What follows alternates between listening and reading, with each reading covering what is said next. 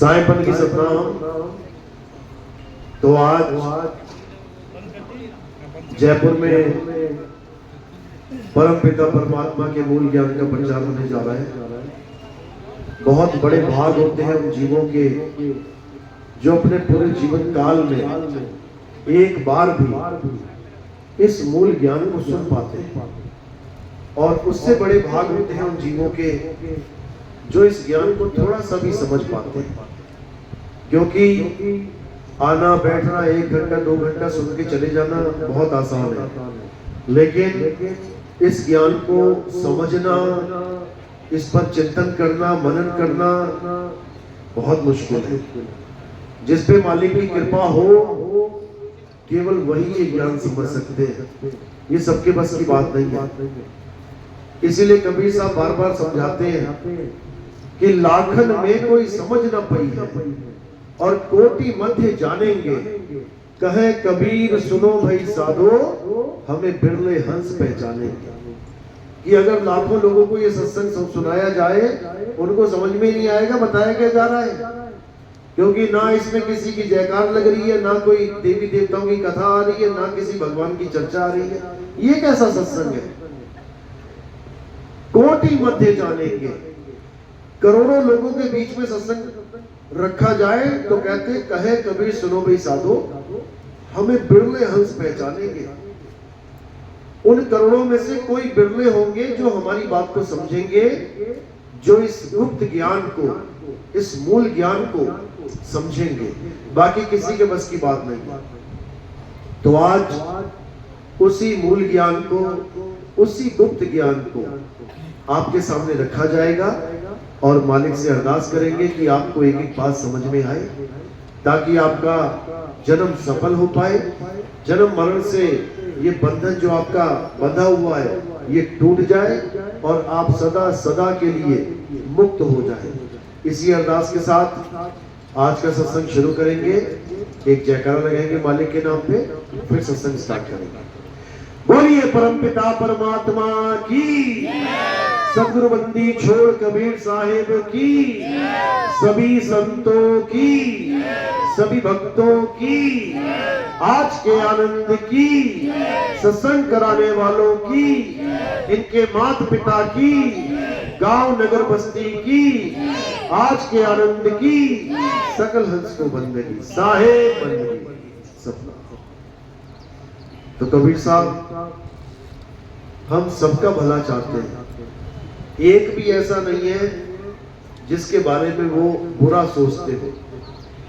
जबकि उनके साथ दुनिया ने क्या किया, अगर आप उनकी जीवनी पढ़ेंगे तो आपको हैरानी होगी कि केवल कबीर साहब के साथ ही नहीं, अन्य संतों के साथ भी इस दुनिया में इन जगत वालों ने क्या किया।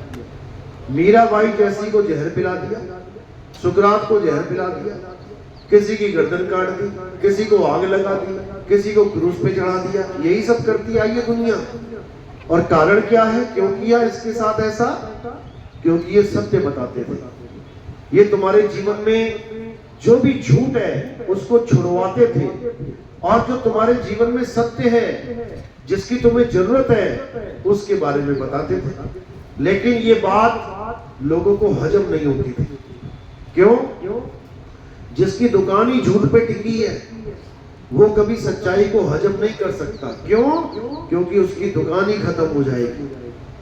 जिसकी दुकान झूठ पाखंड पे टिकी है, अगर कोई सत्य का प्रेमी आके सत्य समझाने लग जाए तो वो इंसान उसे अपना सबसे बड़ा दुश्मन मानने लग जाता है।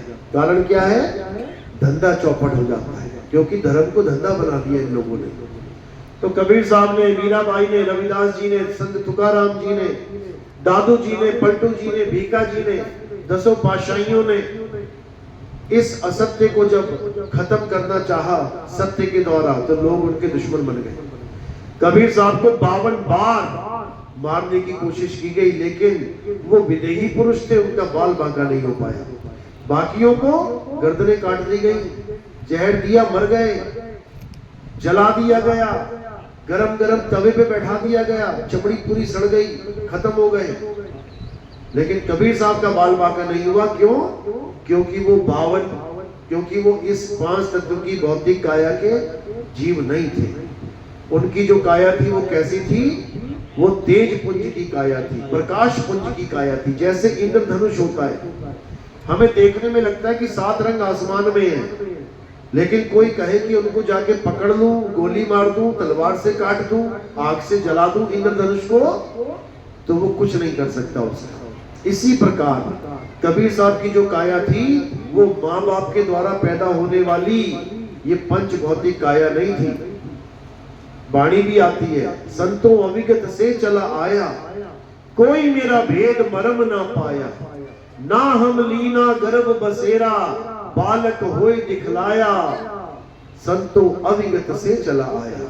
जब वो आए तो वो माँ बाप के मिलन के द्वारा नहीं आए, माँ के गर्भ में नहीं आए। नीरू और नीमा जो मुस्लिम जुलाहे थे, जब वो जा रहे थे तो रास्ते में एक तालाब पड़ा। उस तालाब में कमल के फूल के ऊपर एक बच्चा लेटा मिला, तो उन दोनों ने उस बच्चे को अपना बच्चा बना के घर में रख लिया। वो नीरू नीमा कबीर साहब के मुंह बोले माता पिता थे, सगे माता पिता नहीं थे। तो नीरू नीमा के घर में कबीर साहब ऐसे नहीं आए जैसे बाकी बालक आते हैं अपने घर में माँ बाप के द्वारा, और ना ही जब वो इस दुनिया से गए तो शरीर छोड़ के गए जैसे बाकी संत या कोई भगत शरीर छोड़ के चला जाता है। कबीर साहब जब गए तो मगहर में गए, बैठे काशी में थे, लेकिन जब पता लगा कि अब शरीर छोड़ना है, लीला समाप्त हो गई है, तो मगहर की तरफ चल पड़े। क्यों? कारण क्या था? जबकि मगहर में श्राप था कि जो मगहर में मरेगा वो सीधे नरक जाएगा। कबीर साहब ने जाते जाते इस भरम को भी तोड़ा। सारी उम्र तो भरमों को तोड़ते ही रहे, जाते जाते मगहर के ऊपर जो कलंक लगा था उसको भी मिटा के चले गए। मगहर में जाके उन्होंने अपनी लीला का अंत किया। तो जब वो शरीर छोड़ रहे थे, कहने का मतलब गुप्त हो रहे थे, वहां पर उनके शिष्य राजा बघेल और बिजली खान पठान हजारों के सैनिकों को लेके आ गए कि शरीर जैसे ही छोड़ेंगे गुरुजी, हम उनका शरीर अपने कब्जे में ले लेंगे। राजा बघेल कहता कि हम इनका संस्कार करवाएंगे, आग में जलाएंगे, और पठान कहता, बिजली पठान कहता हम इनको दफनाएंगे। तो दोनों ही हजारों की संख्या में अपने सैनिक लेके आ गए। अब वहां पे जंग होने ही वाली थी समझो, क्योंकि दोनों अलग अलग धर्मों के। तो कबीर साहब ने क्या किया? कबीर साहब ने दोनों को कहा तुम यहीं खड़े रहो, मैं अंदर जा रहा हूं अपना शरीर छोड़ने, जिसको शरीर मिले जो करना है कर लेना। तो जैसे ही अंदर गए, चादर तानी और लेट गए। अब जैसे ही वो लेटे तो आकाश से क्या आवाज आई? खोलो पर्दा, है नहीं मुर्दा, मिथ्या युद्ध कर डाला, ए मूर्ख नादाना, तुमने हमें नहीं पहचाना। जब ये आवाज सुनी तो दोनों भागे अंदर की तरफ। देखा कि कबीर साहब लेटे हुए हैं, चादर पूरी ढकी हुई है, चादर से पूरा शरीर ढका हुआ है। तो जैसी चादर हटाई तो वहां पर क्या मिला? वहां फूल ही फूल मिले। तो उन्होंने आधे आधे फूल आपस में बांट लिए, और आज भी वहां पे कबीर साहब का मंदिर और कबीर साहब का मकबरा दोनों उसी जगह पे, एक ही प्रांगण में दोनों विद्यमान है, जाके लोग आज भी दर्शन करते हैं। तो ये कबीर साहब की महिमा है कि हम जीवों को तारने के लिए, हमें समझाने के लिए, हमें इस जन्म मरण से बचाने के लिए वो इस संसार में एक संत रूप में आते हैं। धर्मदास जी की वाणी है, संत रूप में आए साहेब, संत रूप में आए, जीव चेताने आए साहेब, जीव चेताने आए। हमें चेताने के लिए आते हैं। चेताना यानी जगाना। हम सोए पड़े हैं, ऐसी नींद में सोए हैं कि युगों युग बीत गए, अभी तक हम उठ नहीं पाए। युगों युग बीत गए, जन्मों जन्म बीत गए, ये माँ का गर्भ नहीं छूट रहा है हमसे। आज भी अगर हम इस दुनिया में आए हैं तो माँ के गर्भ से ही आए हैं। यही एकमात्र रास्ता है इस दुनिया में आने का, और कोई रास्ता नहीं है। कोई कहे कि आसमान से टपक के आए हैं, ऐसा नहीं है, सब के सब माँ के गर्भ से ही आए हैं। और जाने की तैयारी कहाँ की कर रहे हैं? माँ के गर्भ में। अभी जब शरीर छोड़ोगे तो कहाँ जाओगे? दूसरा जन्म धारण करने के लिए जाओगे। दूसरा जन्म कहाँ से मिलेगा? वो काया कहाँ मिलेगी? माँ के गर्भ में। यानी एक गर्भ से निकले और दूसरे गर्भ में जाने की तैयारी कर रहे हो। और उसके बीच में जो पड़ाव है, जिसमें तुमने ये जानकारी लेनी है कि मैं जन्म मरण से छुटकारा कैसे पाऊं, उसमें तुम क्या कर रहे हो? मेरा बंगला, मेरा मकान, मेरी दुकान, मेरी बीवी, मेरे बच्चे, मेरी माँ, मेरा बाप, मेरा काम, मेरा धंधा, मेरे नोट, मेरा सोना, मेरा चांदी, मेरे हीरे, बस यही करते करते करते करते सारा सोना चांदी हीरे जवाहरात मकान दुकान सब छोड़ के फिर गर्भ में चला गया। और जब फिर गर्भ में जाएगा तो वहां दिव्य दृष्टि फिर खुल जाएगी। गर्भ में जाके दिव्य दृष्टि खुल जाती है, यानी तुम्हें जन्मों जन्म के जितने भी तुम्हारे जन्म हो चुके हैं सब याद आ जाता है। फिर जीव ने परमात्मा से अरदास करता है, हे मेरे मालिक, इस माया ने मुझे भुला दिया था, मैं अब कसम खाता हूँ कि मुझे एक मौका और दे दो, मैं इस संसार में दोबारा से आ जाऊं, इस गर्भ से मुझे निकालो ताकि मैं तुम्हारी भक्ति करूं। वाणी में आता है, गर्भवास में भक्ति कबूला और बाहर आके उसको भूला। बाहर आके भूल जाता है कि मैं गर्भ में उल्टा लटका था, पैर ऊपर थे सिर नीचे, हालत खराब थी, इतनी गंदी जगह, इतनी बदबूदार जगह में था कि उसी को कुंभी नरक बोला जाता है। समझ लो, ऐसी दुर्गति थी। लेकिन बाहर आके ठंडी ठंडी हवा लगी और जोश चढ़ा और सब भूल गया। आज सब भूल गए हैं। एक एक मिनट, एक एक सेकंड जो बड़ी मुश्किल से बीता है, एक भी पल याद नहीं आने वाला। माया ने इतना बड़ा जाल बुन दिया है, बाकी सब याद आ जाएगा तुम्हें। बचपन की छोटी से छोटी घटनाएं जो तुम कितने कितने साल पुरानी याद आ जाएंगी, लेकिन गर्भ का एक पल भी याद नहीं आएगा। अगर वो याद आ जाए तो तुम्हारी रूह कांप जाएगी, रूह जिसको कहते हैं। गलत काम तो बहुत दूर की बात है करना, सोचना भी दूबर हो जाएगा, सोचना भी। लेकिन माया ने फैलाया फंदा और इसमें से निकला कोई कोई बंदा। सबके बस की बात नहीं है। तो निकलना कैसे है, उसका रास्ता क्या है, वो भी कबीर साहब बता रहे हैं कि बचना चाहो काल जाल से तो चीनो शब्द हमारा, और कहे कबीर अमर कर राखू जो निज होए हमारा। कहते हैं बचना चाहो काल जाल से, अगर इस बार बार के जन्म मरण से बचना चाहते हो तो क्या करना है? मंदिर जाना है, मस्जिद जाना है, गुरुद्वारे जाना है, या चर्च जाना है, राम राम जपना है या राधे राधे जपना है, या मुसलमान है तो अल्लाह अल्लाह जपना है, या सिख है तो वाहिगुरु वाहिगुरु जपना है, ईसाई है तो हालेलुया जपना है। कुछ नहीं जपना, कोई नाम लेने की जरूरत नहीं है। क्यों? नाम लेने से, गर्भ जून में जाने से बचा नहीं जा सकता। तो कैसे बचा जा सकता है? कि केवल और केवल आत्मज्ञान से। अगर तुमने आत्मज्ञान प्राप्त कर लिया तो ये संतों की वाणी में और गीता में प्रमाणित है कि अगर तुमने आत्मज्ञान प्राप्त कर लिया तो कोई माई का लाल नहीं है जो तुम्हें गर्भ में डाल सके। कोई यमराज उमराज यमदूत उमदूत कुछ नहीं है।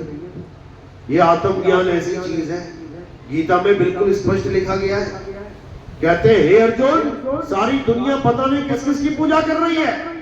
कोई भूतों की पूजा कर रहा है, कोई राक्षस की पूजा कर रहा है, कोई देवताओं की पूजा कर रहा है, कोई पितरों की पूजा कर रहा है। ये सब अज्ञानी जीव हैं, इनमें से एक भी ज्ञानी नहीं है। असली ज्ञानी कौन है? जो उसकी पूजा करे, जिसका ना तो कभी जन्म होता है ना ही कभी मृत्यु होती है। उसकी पूजा करे जिसको शस्त्र खंडित नहीं कर सकता, जिसको अग्नि जला नहीं सकती, जिसको वायु सुखा नहीं सकती, जिसको जल भिगो नहीं सकता, कौन है वो? कौन है? आत्मदेव, आत्मा। ये आत्मा की बात चल रही है मेरे भाई। यहाँ पर उसकी पूजा नहीं करवाई जाएगी जिसके पैर में तीर लग गया और शरीर छूट गया। किसके पैर में तीर लगा था? कृष्ण जी के। जिसको शस्त्र ने, अस्त्र ने छू लिया, वो पूजनीय नहीं है। पूजनीय कौन है? जिसको अस्त्र शस्त्र छू नहीं पाए, जिसको अग्नि जला ना पाए, जिसको वायु सुखा ना पाए, जिसको जल भिगो ना पाए, वो पूजनीय है। उसी आत्मा की महिमा गा रहे हैं कृष्ण जी। नैनम छिंदन्ति शस्त्राणि, नैनम दहति पावका, न चैनम क्लोदन्तापे, न शोषति मारुता। इस आत्मा को कोई मारने में समर्थ नहीं है। इसलिए हे अर्जुन, केवल और केवल आत्मा की पूजा ही सनातन धर्म की पूजा है। अगर कोई सनातन धर्म में अपने आप को जानना चाहता है कि मैं सनातनी हूं या नहीं, तो केवल एक ही बात जाननी है। क्या तुम आत्मा की पूजा करते हो? अगर तुम आत्मदेव की पूजा करते हो, अगर तुम आत्मदेव की शरण में हो, अगर तुम आत्मदेव को परमात्मा मानते हो, तब तो तुम सनातनी हो। और अगर तुम देवी देवताओं की पूजा करते हो, अगर तुम पत्थर की पूजा करते हो, अगर तुम मंदिर मस्जिद गुरुद्वारों में जाते हो, तो अभी तुम सनातनी नहीं हो। सनातनी कौन है? गुरु ग्रंथ सामने आता है, आत्मदेव पूजिए गुरु के सहज सुभाए। कि असली सनातनी कौन है? जो आत्म देव की पूजा करे। लेकिन आत्म देव का भेद ही नहीं पता किसी को। आत्मा के बारे में किसी को ABCD नहीं पता, बस नाम सुन लिया है, आत्मा आत्मा आत्मा आत्मा आत्मा। सबने नाम सुना है ना आत्मा का? हाथ खड़ा करो जरा। किस किसने सुना है आत्मा का नाम? बहुत अच्छी बात है, सबने सुना हुआ। जिसने हाथ नहीं खड़ा किया ना, उसने भी सुना हुआ है। पता है मुझे सब। आत्मा का नाम सबने सुना है, लेकिन क्या आपको पता है आत्मा के बारे में? सब अपनी अपनी आत्मा लेके आए हो? घर तो नहीं छूट गई किसी की? ऑटो रिक्शा में तो नहीं रह गई किसी की? वहीं चली गई हो कहीं और ही घूमने। यहाँ आए हो तो आत्मा लेके आए हो, पक्का है, यकीन है? एक बार हाथ लगा के चेक कर लो जरा, लगाओ जरा, टेस्ट कर लो। टेस्टर लगाते हैं ना, बल्ब में करंट है कि नहीं है, तार पता लग जाता है। तो क्या सबूत है कि आत्मा यहाँ है? आप हंस रहे हो, ये सबूत है। आपकी आंखें घूम रही हैं, सबूत है। आपके कान सुन रहे हैं, सबूत है। आपके हाथ पैर चल रहे हैं, तुम हिल रहे हो, सबूत है। अगर आत्मा यहाँ नहीं होती तो क्या होता? टेढ़ी पड़ी होती यहाँ पे और 4 लोग उठा के ले जा रहे होते। तो ये सबूत है कि आत्मा तुम्हारे पास है, लेकिन आत्मा का ज्ञान तुम्हारे पास नहीं तो बताओ तुम्हारी आत्मा कैसी है? तुम 6 फुट के हो तो आत्मा कितने फुट की है? 20 फुट की है, 2 फुट की? देखी कभी आत्मा कितने फुट की है? कभी नहीं देख पाओगे। आत्मा लंबी है, छोटी है, मोटी है, गोरी है, काली है, नीली है, सूखी है, लाल है, पीली है, गुलाबी है, गर्म है, ठंडी है, षटकोण है, त्रिकोण है, गोल है, कैसी है? कभी सोच भी नहीं सकते तुम। सोच भी तुम्हारी सोच से परे है आत्मा। इसीलिए इसको भावातीत, मनोतीत बोला जाता है। मन से परे है ये आत्मा। तुम सोच भी नहीं सकते कि आत्मा कैसी होती होगी, लेकिन सुना सबने है कि हाँ आत्मा नाम की चीज होती है। तो गुरु जो होते हैं वो क्या करते हैं? इसी चीज का ज्ञान देते हैं तुम्हें। क्या नाम है इस ज्ञान का? आत्म ज्ञान। कबीर साहब समझा रहे हैं, जल में नींद प्यासी, मोहे देखते आवे हंसी, आत्म ज्ञान बिना नर भटके, कभी काबा कभी काशी। यानी आत्म ज्ञान के बिना सब भटक रहे हैं। कहां भटक रहे हैं? जहां तुम्हें लगता है कि लोग पूजा करने जा रहे हैं, भक्ति करने जा रहे हैं। कहां जा रहे हैं? कभी काबा कभी काशी, कभी काबा की तरफ भाग रहे हैं। मुसलमान भाई काबा की तरफ दौड़ते और हिंदू भाई काशी की तरफ दौड़ते। सोचते हैं हमें वहां अल्लाह मिल जाएगा, वो सोचते हैं हमें वहां भगवान मिल जाएगा। जबकि अल्लाह भगवान गॉड वाहिगुरु खुदा है कहां? वो तुम्हारी आत्मा में बसा हुआ है। कैसे आत्मा में बसा हुआ है? जैसे तिल के दाने में तेल बसा हुआ है। यहाँ पे तिल का दाना पड़ा है और तेल को ढूंढने के लिए गली नंबर 4, गली नंबर 5, गली नंबर 6 में घूमता रहे तो सुबह से शाम, शाम से रात, रात से पूरा जन्म बीत जाएगा ढूंढते ढूंढते। तो कहां ढूंढे? अपने ही अंदर, तब मिल जाएगा। इसी प्रकार हमारा परमात्मा कहाँ रहता है? हमारी आत्मा में रहता है। और ढूंढेगा कौन उसे? जीव ढूंढेगा, आत्मा में ढूंढेगा वो। तो साहिब समझा रहे हैं, ज्यों तिल माही तेल है और ज्यों चकमक में आग, तेरा साईं तुझ में है, जाग सके तो जाग। अगर अपने साईं को ढूंढना चाहता है तो जाग जा, वो तेरे अंदर विद्यमान है। कैसे? जैसे दूध में घी छुपा हुआ है, ऐसे तेरा परमात्मा तुझ में छुपा हुआ है। लेकिन तुझे आवाज नहीं हो रहा है, तुझे पता ही नहीं लग रहा मेरा मालिक कहाँ है, इसलिए बाहर भटकता जा रहा है। जैसे हिरण नाभि में कस्तूरी है लेकिन उसको पता ही नहीं है, तो क्या कर रहा है? बन भटकता जा रहा है। समझो बात को। कस्तूरी कुंडल बसे और मृग ढूंढे वन माही, ऐसे रमता राम है ये दुनिया जाने नाही। वो रमता राम सब में रमा हुआ है। भजन तो गा लेते हैं हम लोग, तुझ में राम, मुझ में राम, सब में राम समाया, सबसे कर लो प्रेम जगत में कोई नहीं पराया। गा तो लेंगे तुझ में राम, मुझ में राम, और जब रामनवमी आएगी तो कहां भागे जाएंगे? राम मंदिर की तरफ। फिर 5-5 किलोमीटर लंबी लाइनें लगेंगी वहां, फिर भगदड़ मचेगी, कोई अनहोनी हो जाएगी, तो फिर स्यापा, फिर मुसीबत। जो राम जहां छुपा हुआ है उसको ढूंढ नहीं रहे। गुरु ग्रंथ साहब में वाणी दर्ज है, राम कहां है? आत्म में राम, राम में आत्म, चीनस गुरुमुख विचारे।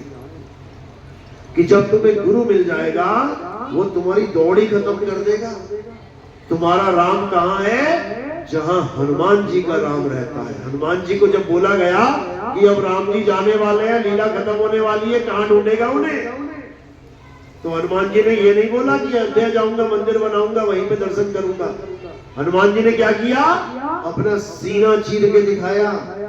तो हनुमान जी का राम कहां था? उसी के अंदर विराजमान है। इसी प्रकार तुम्हारा राम भी तुम्हारे अंदर विराजमान है। बस कमी किस बात की है? तुम्हारे जीवन में कोई आत्मज्ञानी गुरु नहीं। बस इतनी सी बात है। जैसे ही तुम्हारे जीवन में आत्मज्ञानी गुरु आ गया, अब तुम्हारा राम तुमसे ज्यादा दूर नहीं रह सकता, बिल्कुल पास हो जाएगा, बिल्कुल पास। तो क्या करना है? अब राम राम जपना नहीं है, अब राम को पाना है। अब राम राम जपना नहीं, राम को ध्याना है, राम को ढूंढना है। वो कहां है उसे जानना है। तो साहिब क्या बोल रहे हैं? कह रहे हैं मोको कहां ढूंढे रे बंदे, मैं तो तेरे पास में, ना मैं जप में, ना मैं तप में, ना एकांत निवास में। कि कोई कहे मैं जप करके परमात्मा को पालूंगा। आजकल दुनिया भर के गुरु बन बैठे। कितना आसान काम हो गया गुरु बनना। पहले गुरु ढूंढना होता था तो देखो जीवनियां पढ़ के बचपन में घर बार छोड़ के लोग गुरु ढूंढने जंगल जाते थे, कहीं सुनसान एरिया में जाते थे कि क्योंकि दुनियादारी से गुरु लोग दूर हो जाते थे। तब जाके कहीं 15-20 साल धक्के खाने के बाद तब कहीं किसी को गुरु मिलता था। आज 15 मकान छोड़ के गुरु जी बैठा हुआ है। 15 मकान छोड़ के तुम्हें कोई ना कोई ज्ञान देने वाला गुरुजी बैठा हुआ है।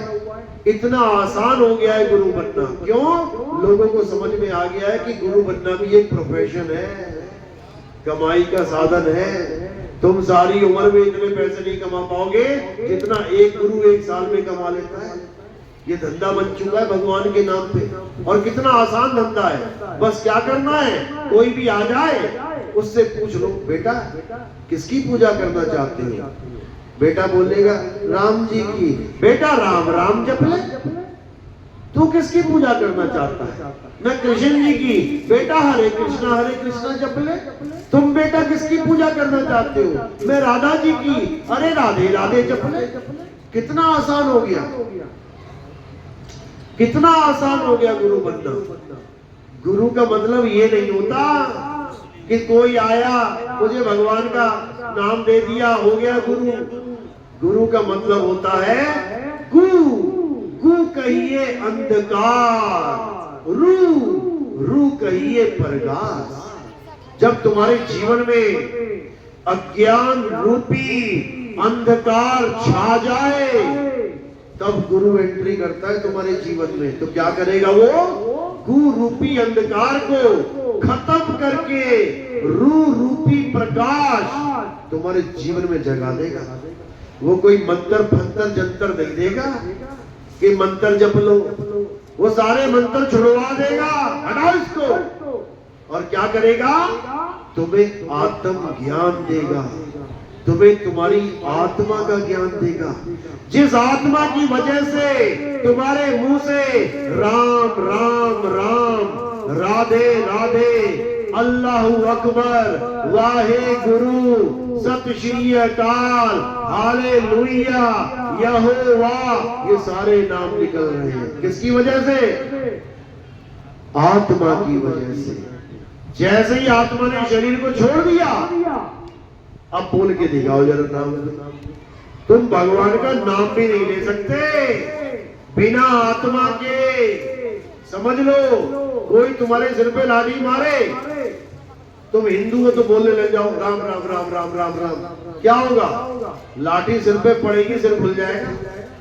तुम मुसलमान हो, कोई लाठी मारे तुम्हें, तुम कहो अल्लाह अकबर अल्लाह अकबर अल्लाह अकबर, क्या होगा? लाठी सिर पे पड़ेगी, सिर खुल जाएगा। तुम सिख हो, तुम्हारे सिर पे कोई लाठी मारे, तुम कहो वाहिगुरु वाहिगुरु वाहिगुरु वाहिगुरु वाहिगुरु, लाठी सिर पे पड़ेगी, सिर खुल जाएगा। वही हाल ईसाई का होगा, सिर खुल जाएगा। कोई भगवान का नाम, परमात्मा का नाम नहीं बचा पाया। कौन बचाएगा? कोई तुम्हारे सिर पे लाठी मारे तो देखना कौन बचाता है। ऑटोमेटिकली अपने आप तुम्हारा ये हाथ तुम्हारे सिर और लाठी के बीच में आ जाएगा, ऑटोमेटिकली। कभी देख लेना, कोई टीचर बच्चों को झापड़ मारेगा ना, बच्चा एकदम हाथ रख लेगा। करके देख लेना, प्रैक्टिकल है बिल्कुल। किसी बच्चे को मारने की कोशिश करना गाल पे, एकदम हाथ आ जाएगा बीच में। ये कैसे आया हाथ? ये राम जी ने भेजा, ये श्याम जी ने, हनुमान जी ने भेजा? किसने भेजा? आत्मदेव ने। ये आत्मा की वजह से आया, तुम्हारा सिर बचाने के लिए। समझ लो, ये इतनी बड़ी कृपा है आत्मा की। अभी तुम गली में जा रहे हो, एकदम बड़ा सा कुत्ता आ गया भौंकता हुआ तुम्हारे पीछे, कौन भगाएगा इस शरीर को? राम जी की, श्याम जी की, हनुमान जी? कौन भगाएगा?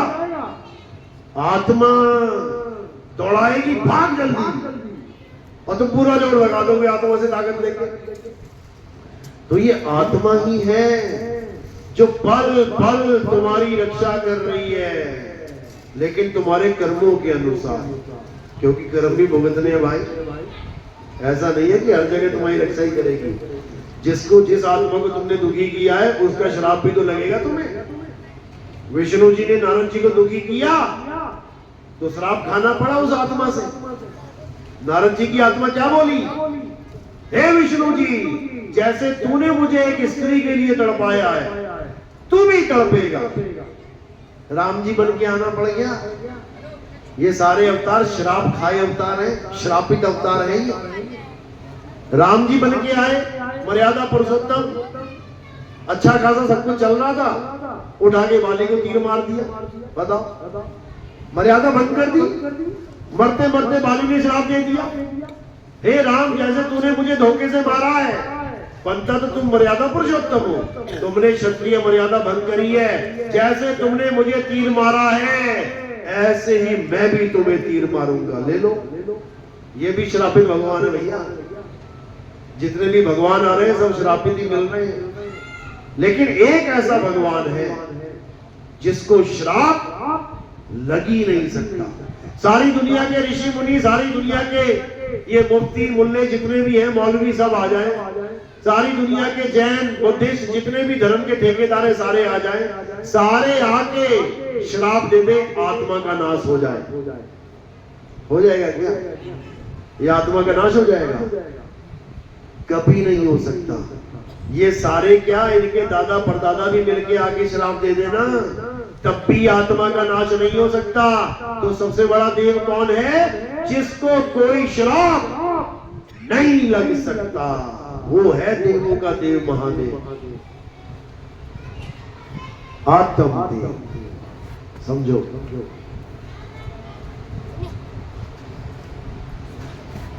उसी आत्म देव की महिमा सब संतों ने गाई है, और उसी आत्म देव की महिमा कृष्ण जी ने गाई है।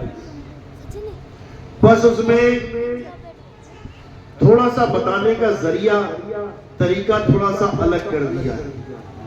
वहां पर दो प्रकार के तत्व बोल दिए गए, एक असत्य तत्व, एक असत्य तत्व, एक असत्य तत्व, एक सत्य तत्व। असत्य तत्व यानी ये शरीर, ये काया, ये माया, और सत्य तत्व यानी आत्मा। बात वही है, बस नाम बदल गए। जैसे मैं कहूं भैया पानी ले आओ, वो कहता है वाटर ले आऊं, हाँ ले आ, एक ही बात है। इसी प्रकार आत्मा कह लो या सत्य तत्व कह लो, एक ही बात है। अध्याय 2 16वां श्लोक यही बता रहा है कि तत्वदर्शी संतों ने इस दुनिया में दो प्रकार के तत्वों की व्याख्या करी है। एक असत्य तत्व यानी ये शरीर काया माया जिसमें तीर लग जाएगा, जिसमें आग लग जाएगी, जिसको पानी छू लेगा, जिसको कुछ भी हो जाएगा, एक तो वो तत्व, और एक आत्मा जिसको कुछ नहीं होगा। तुम हजारों तोप चला दो, हजारों गोलियां चला दो, परमाणु बम चला दो, इस आत्मा का बाल बांका नहीं हो सकता। इसको सत्य तत्व बोला गया है। और गीता में यही समझाया गया है कि अगर, हे अर्जुन, अगर तुम्हें सत्य की प्राप्ति करनी है यानी आत्मा का ज्ञान प्राप्त करना है, तो क्या करना है? अध्याय 4 34वां श्लोक क्या लिखा है वहां पे कि तुम ऐसे तत्वदर्शी संत की शरण में जाओ जो तुम्हें तत्व का ज्ञान करवा दे, नाम नहीं जपवाए कि तुम राधे राधे करने लग जाओ, तुम राम राम करने लग जाओ, तुम श्याम श्याम करने लग जाओ, मुसलमान है तो अल्लाह अल्लाह करने लग जाओ, या खुदा करने लग जाओ, मौला मौला जपने लग जाओ, ईसाई हो तो हालेलुया करने लग जाओ, यहोवा यहोवा करने लग जाओ, सिख हो तो सतनाम वाहेगुरु करने लग जाओ। ये काम नहीं करवाता गुरु। तत्वदर्शी संत, देखो नाम में ही भेद छुपा है। तत्वदर्शी का मतलब क्या होता है? जैसे सूक्ष्मदर्शी, सूक्ष्मदर्शी का मतलब होता है माइक्रोस्कोप। जब 10वीं 11वीं 12वीं में आता है बच्चा और विज्ञान का प्रैक्टिकल करता है तो उसको एक माइक्रोस्कोप दिया जाता है, उसमें स्लाइड्स लगाई जाती है, उसमें ब्लड टेस्ट हो जाता है, उसमें हीमोग्लोबिन, बहुत से टेस्ट हो जाते हैं, तुम्हारी खाल का भी टेस्ट हो जाएगा, उसमें प्याज के छिलके का भी टेस्ट होता है, उसमें सेल वॉल्स दिखाई जाती है, यानी वो चीजें दिखाई जाएंगी जो तुम्हें अपनी नंगी आंखों से नहीं दिखेंगी। वो क्या है? माइक्रोस्कोप, यानी माइक्रो ऑर्गेनिज्म को देखने का एक जरिया, एक यंत्र। ये हो गया सूक्ष्मदर्शी। एक दूरदर्शी होता है, दूरदर्शी, उसका मतलब क्या होता है? टेलीस्कोप, यानी ग्रहों को देखने के लिए दूर की चीज को दिखाने वाला दूरदर्शी, छोटी चीज को बड़ा करके दिखाने वाला सूक्ष्मदर्शी, और तत्वों को दिखाने वाला तत्वदर्शी संत होता है। इन तीनों में नाम जपवाने वाला कोई भी नहीं है। समझ लो, नाम जपवाने वाला गुरु कभी तत्वदर्शी संत नहीं होता है। नाम जपाने वाला गुरु कौन होता है? जपी। तपस्या कराने वाला गुरु कौन होता है? तपी। घर बार छुड़वा के जंगल में भेज देने वाला गुरु कौन होता है? सन्यासी। इन तीनों से छुटकारा चाहिए हमें, लेकिन दुख के साथ कहना पड़ता है लोग इनको पकड़ के बैठे हुए हैं। क्यों? क्योंकि आत्मा का कोई भेद ही समझ में नहीं आ रहा है, आत्म ज्ञान का कोई सत्संग ही नहीं मिल रहा है। तो करे क्या, कुछ ना कुछ तो करना पड़ेगा, कुछ ना कुछ तो करना ही पड़ेगा। जब लाइट चली जाती है तो पंखा नहीं है तो क्या करेंगे? अरे भैया तू हाथ वाला ही ले आया यार, कुछ तो ला। हाथ वाला भी नहीं है, कोई फट्टा ही ले आ, वही कर लेता हूँ। कुछ ना कुछ तो करना ही पड़ेगा, अब गर्मी में थोड़ी नहीं बैठना है। इसी प्रकार ये जीवात्मा जन्मों जन्मों से भटक रही है परमात्मा को पाने के लिए। तो आत्मज्ञान ही नहीं मिला तो कुछ तो करना पड़ेगा। अरे तू जपी आ जा भाई, तू और कुछ नाम भी जपवा दे यार। कोई तपी आ जा, टांग पे खड़ा करवा दे, एक टांग पे खड़ा हो जाऊंगा, मन को तसल्ली हो जाएगी कि भक्ति करी है मैंने। भले परमात्मा ना मिले, कम से कम दिल को तसल्ली तो है कि मैंने ऐक कर दिया, मैंने वैक कर दिया। भले बाद में 84 में चला जाऊं, किसने देखा, कहने के लिए तो है ना मैं 2 साल तपस्या करके आया हूं। भले परमात्मा ना मिला हो, लेकिन टैग तो लग गया। इसी प्रकार ये जपी तपी सन्यासी सबके जीवन में आते हैं, ऐसा कोई नहीं होगा जिसके जीवन में ये नहीं आते। और अच्छी बात है अगर तुमने इनको गुरु धारण किया, अच्छी बात है। क्यों? अब बच्चा पैदा हुआ सीधे डॉक्टर थोड़ी बना दोगे। पहले एलकेजी में ही जाएगा, A for apple, B for bat, C for cat, का से कबूतर, खा से खरगोश, गा से भला ही पड़ेगा। जब पढ़ के घर आएगा और सुनाएगा, मम्मी मैं पढ़ के आया, क्या पढ़ा बेटा आज? का से कबूतर, खा से खरगोश, गा गमला, मम्मी फूली नहीं समा रही है। लेकिन अगर वही बच्चा 20 साल बाद मम्मी में पढ़ के आ गया, वो बोले क्या पढ़ के आया बेटा? का से कबूतर, खा से खरगोश, कहेगी दूर बेटे मुंह मेरे। अरे कैसा निकम्मा पैदा कर दिया मैंने, तू अभी तक यही अटका पड़ा है। बस इसी प्रकार ये जपी तपी सन्यासी हमारे जीवन में आते हैं। कोई कह रहा राधे राधे जप लो, कोई कह रहा राम राम जपो, कोई कह रहा लाला जपो, कोई कह रहा वाहिगुरु वाहिगुरु जप। अच्छी बात है कि कुछ ना कुछ नाम ले रहे हो, लेकिन अगर सारी उम्र यही करते रहोगे तो परमात्मा मिलने वाला नहीं है। परमात्मा नाम जपने से नहीं मिलता, परमात्मा ढूंढने से मिलता है, खोजने से। और कहां खोजेंगे? जहां भेदी गुरु सैन देगा। ये सैन बैन है, यानी ये ऐसा ज्ञान है जो इशारे से मिल जाता है। परमात्मा को पाना है तो सतगुरु की सैन लेनी पड़ती है। ये नाम वाला काम नहीं है। एक छोटी सी सुई मैं इस तकिए में लगा देता हूं, अंदर दबा दी मैंने, और मैं उसको कहूं कि मैंने सुई छुपाई है। किसी बंदे को कहे कहां छुपाई है? कि पूरे जयपुर में छुपाई है, जा ढूंढ। पूरा जन्म बीत जाएगा, पूरा जन्म बीत जाएगा, लेकिन वो सुई नहीं ढूंढ पाएगा। अब किस चीज की जरूरत है उसे? केवल सैन की, यानी इशारे की।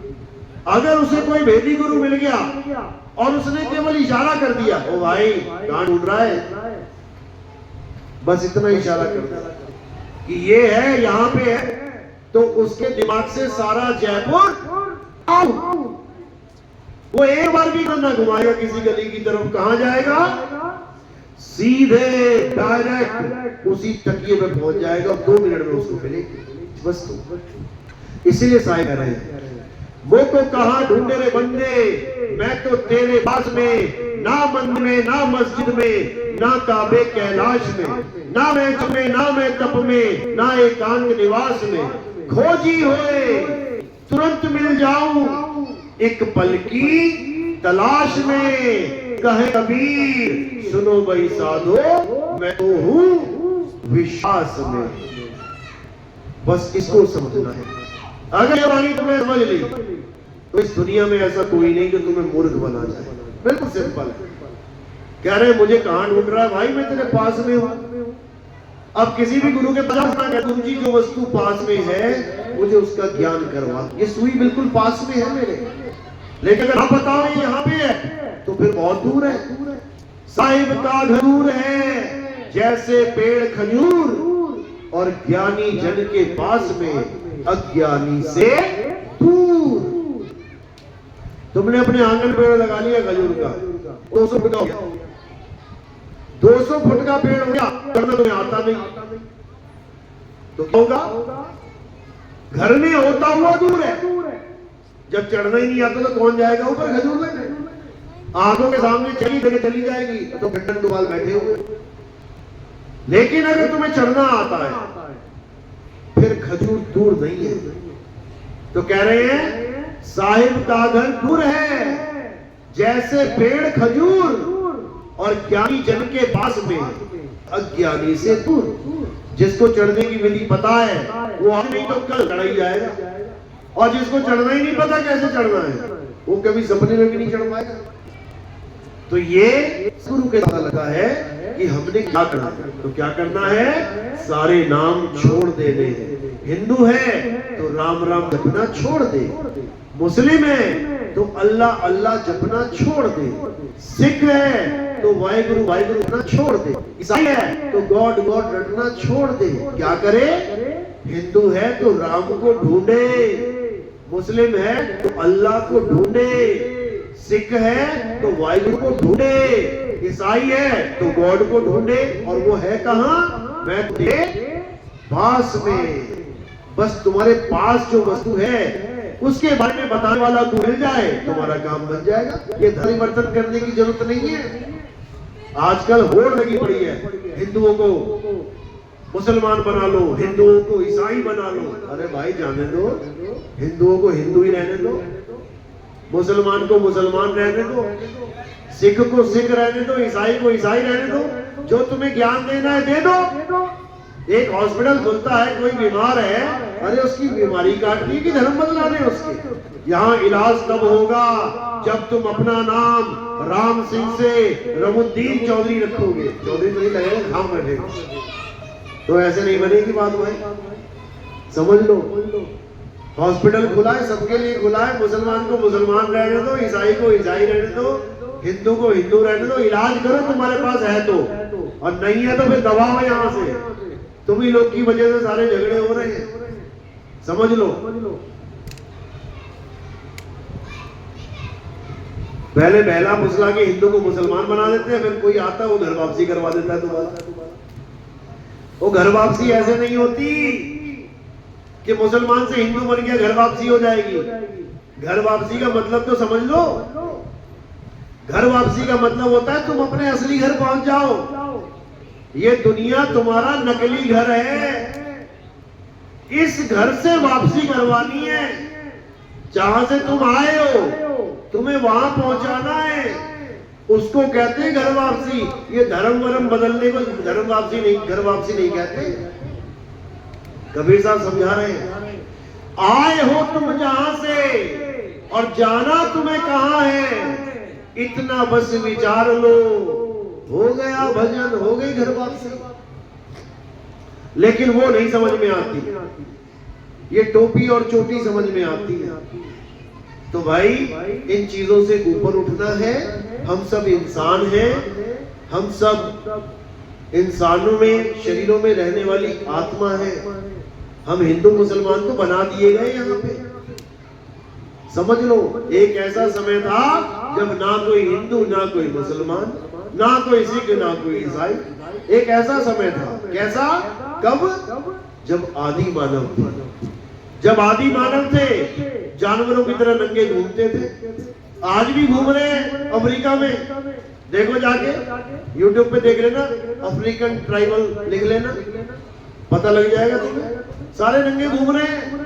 उनसे पूछो क्या जात है क्या बात है, तेरी कुछ ना पता। कौन हिंदू कौन मुसलमान कौन सिख कोई सा, उनको इतना पता है सुबह उठे हैं तो भूख लगी है, बंदर मार के खाएंगे आज।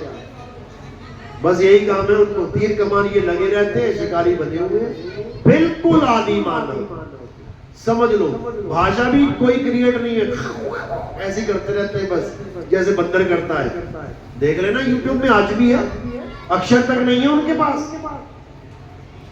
इसी प्रकार हम लोग भी थे, हमारे पूर्वज भी नहीं थे, ऐसे ही थे।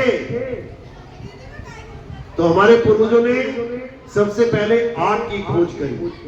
कैसे खोज करी आग की? माचिस की फैक्ट्री में गए थे क्या? कैसे आग की खोज करी? दो पत्थर टकराए और उसमें से चिंगारी निकली। चिंगारी निकली, आग देख ली उन्होंने, देखकर भी उसको नाम ना दे पाए कि इसको बोले क्या, क्योंकि अक्षर ही नहीं थे। धीरे धीरे समा बदला, बुद्धि विवेक जागृत होने लगी, धीरे धीरे अक्षरों की खोज शुरू हो गई, अक्षर खोजने शुरू हो गए। हिंदी के, पंजाबी के, उर्दू के, फारसी के, जिस क्षेत्र में जैसा आदि मानव था, जितनी बुद्धि लगा पाया उतने अक्षर खोजने शुरू कर दिए। हिंदुस्तानी आदि मानवों ने कितने अक्षर खोजे? 52 अक्षर। जब आप गिनोगे आ ई उ ऊ का खा गा गा चा चा टा ठा टा टा, ये सारे अक्षर जब गिनोगे ये 52 अक्षर होते हैं। और अंग्रेज आदि मानव जो थे अमेरिका में, कनाडा में, इंग्लैंड में, उन्होंने भी अक्षर खोजे, लेकिन हिंदी के, संस्कृत के नहीं खोजे। कौन से खोज लिए? अंग्रेजी के। तो कितने अक्षर खोजे? 26। हमसे आधे। हमारे आदि मानवों की बुद्धि कितनी चली? उनसे दोगुनी। मुंह से ही तो अक्षर निकलने हैं, मुंह से ही तो खोजने हैं। हमारे आदि मानवों ने 52 प्रकार के अक्षर निकाल लिए मुंह से, और वो बेचारे 26 ही निकाल पाए। आज भी 27वां अक्षर नहीं है उनके पास। सोचो, उन्हीं अक्षरों के द्वारा इस संसार में सारे नाम रखे गए। हमारे वाले आदि मानव ने देखा जंगल में पेड़ है, उसका नाम रख दिया पेड़। अंग्रेज आदि मानव ने देखा, क्योंकि जंगल वहां पर भी है, पेड़ वहां पर भी है, उसने क्या नाम रख दिया? ट्री। हमारे आदि मानव ने पानी देखा, उसका नाम क्या रख दिया? पानी। अंग्रेज ने पानी देखा, उसने क्या रख दिया? वाटर। हमारे वाले ने ऊपर देखा, सूरज चांद सितारे, उन्होंने ऊपर देखा सन मून एंड स्टार्स। हमारे वाले ने देखा हवा लग रही है, हवा, उसने कहा एयर चल रही है, एयर। हमारे वाले ने कहा आग लग गई, गर्मी हो गई, उसने कहा ओ फायर लग गई, हॉट हो गया काम। समझो, यानी हर चीज के नाम रखे जा रहे हैं, लेकिन हर भाषा में अलग अलग। समझ लो, हर देश में, हर क्षेत्र में अलग अलग भाषाओं के आदि मानवों ने अपनी भाषाओं को विकसित किया। हमारे भारत में देखो कितने प्रकार के आदि मानव थे। बंगाली वाले बंगाली लेके बैठे हैं, कन्नड़ा वाले कन्नड़ लेके बैठे हैं, तेलुगु वाले तेलुगु लेके बैठे हैं, तमिल वाले तमिल लेके बैठे हैं, मलयालम वाले मलयालम लेके बैठे। हमारे एक ही देश में कितने सारे आदि मानव अलग अलग भाषाएं पैदा करके बैठे। सारे दुनिया के नाम रख दिए इस आदि मानव ने अलग अलग भाषाओं में। अच्छी बात है, जीवन बहुत आसान हो गया। नहीं तो आज तुम्हें काली मिर्च की जरूरत पड़े ना, और उसका नाम ना रखा गया हो, तुम्हें समझाते समझाते और दुकानदार को समझते समझते जीवन बीत जाएगा, क्या लेने आया है। लेकिन दोनों को रटवा दिया गया है, फोटो दिखा दी गई है, सब कुछ बता दी गया, फटाक से जाते हैं हमें क्या चाहिए?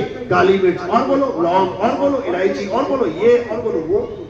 कैसे पता लग रहा है? ये अक्षरों से कनेक्टिविटी, धैर्य धैर्य करके बोलते रहो, धैर्य धैर्य करके लाता रहेगा। और अगर तुम बोलो मत, वो कहेगा क्या चाहिए? करो इशारे जरा, 20 मसाले इशारों में बता देना क्या चाहिए, तुम पागल हो जाओगे, वो भी पागल हो जाएगा। तो इससे ये पता लगता है कि जीवन आसान हो गया 52 अक्षरों से, बहुत आसान हो गया। अभी किसी को प्यास लगे, भैया पानी लाना। अभी किसी को सुई धागा चाहिए, भैया सुई धागा लाना। अभी किसी को चप्पल चाहिए, चप्पल लाना भैया।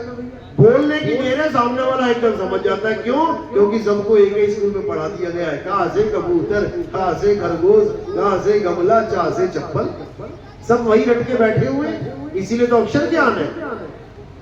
अभी यूपी की भाई बहू पंजाब में आ जाती, कहती भिगोना कहाँ है, भिगोना कहाँ है। अब भिगोना होता वहां पे उसको बोलते हैं, क्या बोल, जिसमें दूध गर्म करते हैं। अब वो सोच रही भिगोना, किसको भिगोना है, जहाँ नाम मैचिंग हो जाते हैं एक से, तो वहां पंगा पड़ जाता है। एक जगह कहते हैं पतीला कहाँ है, पतीला, अब भिगोना पतीला, इतना कंफ्यूजन है, जबकि नाम एक ही है, दो चीज एक ही है। तो इसी प्रकार अलग अलग नाम रख के दुनिया का जीवन तो आसान हो गया, बहुत अच्छी बात है, लेकिन इन्हीं नामों के द्वारा इंसान का दुश्मन भी हो गया। कब हुआ? इन दुनियावी नामों से नहीं, कि मेरे वाले का नाम पानी है, तूने वाटर कैसे कह दिया, तूने जल कैसे कह दिया, तूने नीर तो कैसे कह दिया। वहां कोई झगड़ा नहीं है, वहां सब बढ़िया है। बल्कि दूसरे देशों में जाके पूछते हैं तुम्हारे यहाँ इसको क्या कहते हैं, इसको क्या कहते हैं, और बड़े आराम से अपना भी लेते हैं। अच्छा इसको ये कहते हैं, अब मैं दुकान पे जाऊंगा तो यही बोलूंगा। यहाँ कोई प्रॉब्लम नहीं है दूसरे की भाषा एक्सेप्ट करने से, समझ लो। और कहना ही पड़ेगा कुछ चाहिए तो। मैं मलेशिया में गया, मैंने वहां पे दूध मांगा, मिल्क बोल के मांगा तो मिल गया। जब दूध पी के मैंने डब्बा देखा तो उस पे लिखा था सूसू। मैंने कहा यार ये क्या है भाई, फिर मैंने उसको पूछा, मैंने कहा व्हाट इज दिस, सूसू।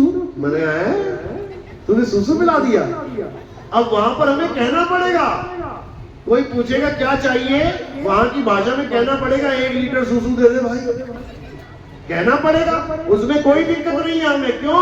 क्योंकि हमें पता लग गया कि दूध और सूसू एक ही है, वहां कोई दिक्कत नहीं है। दिक्कत कहां है? मेरा राम, तेरा अल्लाह, तेरा वाहिगुरु, तेरा गॉड, ये हम एक नहीं मान सकते। मेरा राम तेरा अल्लाह हो ही नहीं सकता, मेरा अल्लाह तेरा वाहिगुरु हो ही नहीं सकता, मेरा वाहिगुरु तेरा गॉड हो ही नहीं सकता। तभी तो अलग अलग धर्म बन के बैठे हुए हैं ये। और सबसे बड़ी मूर्खता देखो, सभी ये कह रहे हैं अल्लाह एक है, वाहिगुरु एक है, गॉड एक है, राम एक, कह सब एक रहे हैं, लेकिन खुद ही एक नहीं हो पा रहे। बताओ इससे बड़ा बेवकूफ कौन होगा? हम ही है। ये आज जितनी लाशें बिछी है ना कश्मीर में, ये इन्हीं शब्दों की वजह से बिछी है। हाँ, किसको मानता है, राम को कि अल्लाह को? राम को, ले गोली। तू किसे मान रहा है, राम को कि खुदा को? राम को, ले गोली। ये केवल शब्दों की वजह से है। अगर वो इसकी डेफिनेशन में आ जाते ना, राम कहते किसे हैं, अल्लाह कहते किसे हैं, वाहिगुरु कहते किसे हैं, गॉड कहते किसे हैं, तो ये दिमाग में से भरम निकल जाएगा कि राम, अल्लाह, गॉड, वाहिगुरु अलग अलग है। यानी तुम केवल शब्दों के चक्कर में एक दूसरे के जान के दुश्मन बन बैठे हो। समझ लो, अब क्या करना है? अब इन शब्दों के, अक्षरों के चक्कर में नहीं पड़ना है। अब किसको जानना है? अब सत्य को जानना है, क्योंकि सत्य ही राम है, सत्य ही खुदा है, सत्य ही गॉड है, और सत्य ही श्री अकाल है। कहते भी हैं राम नाम सत्य है। तो पहले सत्य तो बता दो, होता क्या है? राम नाम तो बाद में देखेंगे, पहले सत्य बताओ होता क्या है। कहा भी रहे हैं ईश्वर सत्य है। अच्छा, सत्य होता क्या ये बता पहले, तब देखेंगे ईश्वर क्या चीज है, वो बाद की बात है। ईश्वर तो नाम रख दिया उसका, राम तो नाम रख दिया। सत्य बता क्या है जो गीता में बताया जा रहा है? इस दुनिया में 2 प्रकार के तत्व हैं, एक असत्य और एक सत्य। पहले सत्य बता, तू जानता है सत्य के बारे में क्या है? अगर नहीं जानता तो ये राम, अल्लाह, वाहिगुरु, गॉड की दुकान बंद कर। फिर तुझे पता ही नहीं है कि राम है क्या, तुझे पता ही नहीं है अल्लाह है क्या, तुझे पता ही नहीं है गॉड है क्या, ये सारी मगजमारी बंद कर दे। या तो सत्य के बारे में जान ले। तो क्या कह रहे हैं? राम नाम सत्य है। देखो सत्य आ गया ना, ईश्वर सत्य है, आ गया ना सत्य। गॉड इज ट्रुथ, आ गया ना सत्य। ट्रुथ यानी सत्य, अंग्रेजी में ट्रुथ, हिंदी में सत्य। सत्य श्री अकाल, आ गया ना सत्य। अल्लाह अल हक, अल हक मतलब अल्लाह सत्य है, आ गया ना सत्य। अरे सारे धर्मों में तो भगवान का नाम, अल्लाह का नाम, वाहिगुरु का नाम सत्य बताया जा रहा है। तो तुम पहले सत्य को ही जान लो ना, सत्य क्या है। तो क्या समझा रहे हैं गीता में? हे अर्जुन, सत्य क्या है? जिसका ना तो कभी जन्म होता है ना कभी मृत्यु होती है, वही सत्य है। जो कभी बदलता नहीं है वही सत्य है। जो सदा एक सा रहता है, अखंड रहता है, जो कभी खंडित नहीं होता, वो सत्य है। अब बताओ क्या सत्य है? ऐसी कौन सी चीज है जो जन्मती नहीं है, मरती नहीं है, कटती नहीं है, गलती नहीं है, जलती नहीं है, कभी खंडित नहीं होती? वो सत्य है। बताओ क्या है? आत्मा ही सत्य है। आत्मा के अलावा कोई सत्य नहीं है। याद रखो, जब आदम अलैहिस्सलाम का पुतला बनाया गया मिट्टी का, तब खुदा ने नहीं कहा कि इसको सजदा करो, लेकिन जैसे ही आत्मा का प्रवेश हुआ, आत्मा के साथ बॉडी कनेक्टेड हुई, सारे जितने भी कहते हैं वहां पर बड़े बड़े जैसे परियां होती है ना, बड़े बड़े जिन्न, बड़े बड़े देव, सबको सजदा करवा दिया। करो सजदा।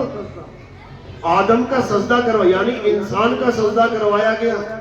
क्यों करवाया गया?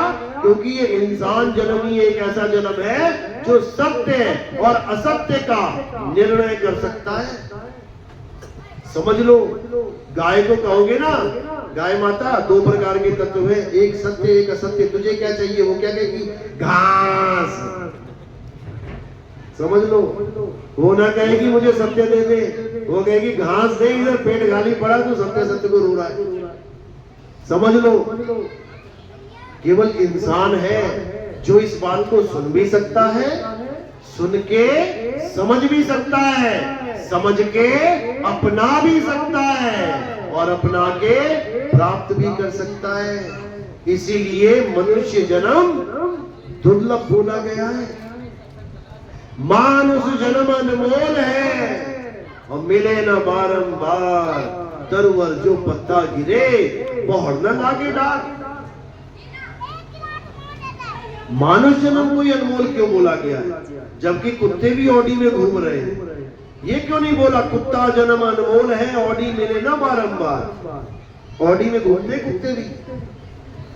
तुम ऐसा शैम्पू नहीं लगाते होगे जैसा वो लगाता है, तुम ऐसा खाना नहीं खाते होगे जैसा वो खाता है, लेकिन फिर भी मनुष्य जन्म को अनमोल बोला है। चाहे झोपड़ी में क्यों ना बैठा, चाहे कोड़ी क्यों ना हो, उसको भी अनमोल बोला गया है।